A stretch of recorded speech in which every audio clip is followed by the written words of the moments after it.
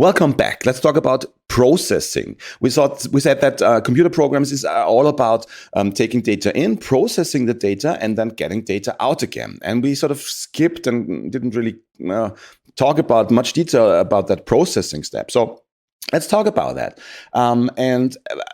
As you know, I like to make examples from your everyday life. And something that you probably are used to doing is taking pictures on your smartphone, right? Shooting photos. And then what happens with these photos? You can forward them to somebody else, or you can post them on any kind of social network of your choice. But sometimes you want to apply a filter on it, right? On the photo, or you throw in some stickers on it, or do something with the photo in order to make it look the way that you want to look it, right? Maybe you crop it, maybe you rotate it a little bit because you were holding the smartphone at an angle. But that's an example of processing the data. What's the input data? Well, it's the picture that you've been taking, right? But then it's not like that this input data is being outputted the way that you took it.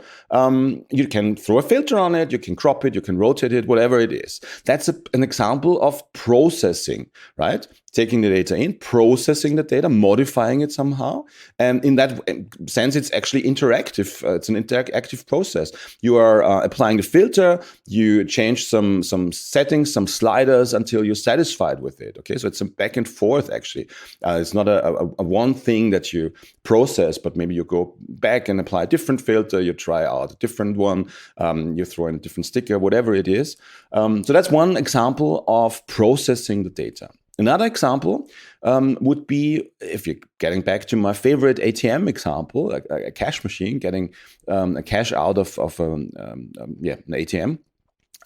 What's the processing step there? Well, we said that the input data is probably the PIN, the number, the secret number that you type in, and the amount that you are entering there. And the processing step is, well, it doesn't actually, it doesn't matter what the PIN is and if you entered the PIN correctly, right? So a processing step would be checking if the PIN that you entered is the correct one, the PIN that's stored with the card or your account or however it works. Again, we are not really too worried about the details. It's all about understanding the principles, okay? So comparing that PIN that you entered with the correct PIN is a processing step. But there's another thing that's taking place in the ATM. If you think about it, there's only two kinds of data that you're inputting directly, like the PIN number and the amount. But there's a hidden kind of information, input data, that's also being used. And that's your account number. That's somehow identified by the card that you're inserting or wisely waving across the screen, right? And an important step when you are withdrawing money, in the process of withdrawing money, is actually taking care of, well, do you have enough money on your account left? What's the balance on your account? Okay, so checking that balance, and if you're allowed to take out the amount of money that you entered there, is another example for a processing step. What's another example? Well, let's think of games. A chess game is nice because you sort of have the information about the whole chess board at a glance, and you can see what everything is doing. And where all the pieces are, so there's no hidden pieces or no hidden information in this game. And an input data would be your chess move, right? And you've got some, if you are into chess, and I'm not really, I mean, I know the rules, but I can't really play a good game. But you know that there's a certain way to identify the pieces and identify the moves, like, you put a piece from E2 to E4, for example.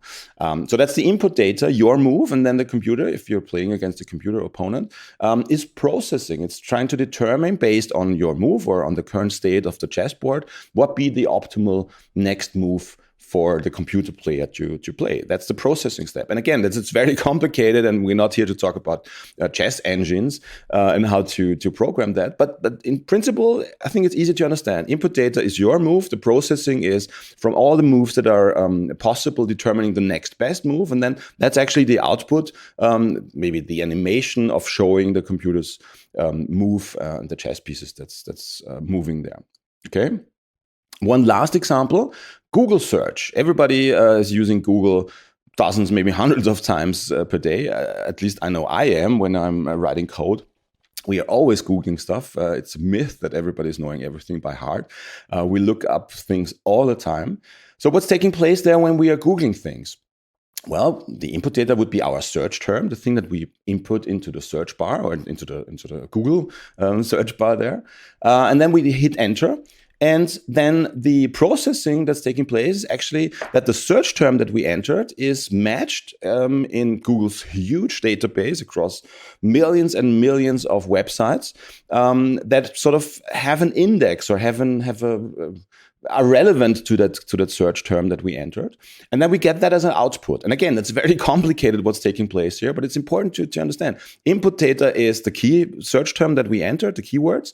The processing is the lookup in Google's database. And of course, it's not a single database, but it's easy to think about it that way. It's like a huge table where you say, well, if the user entered search term, I don't know, software programming language, then these are the websites that are relevant for software programming language. And that's what's taking place in the processing step there.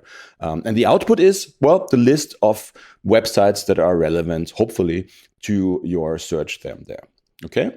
So I invite you to take a look, to think about what's going on in your daily life. If you're interacting with electronic equipment where there might be a computer behind, and spoiler alert, there's always some kind of computer behind.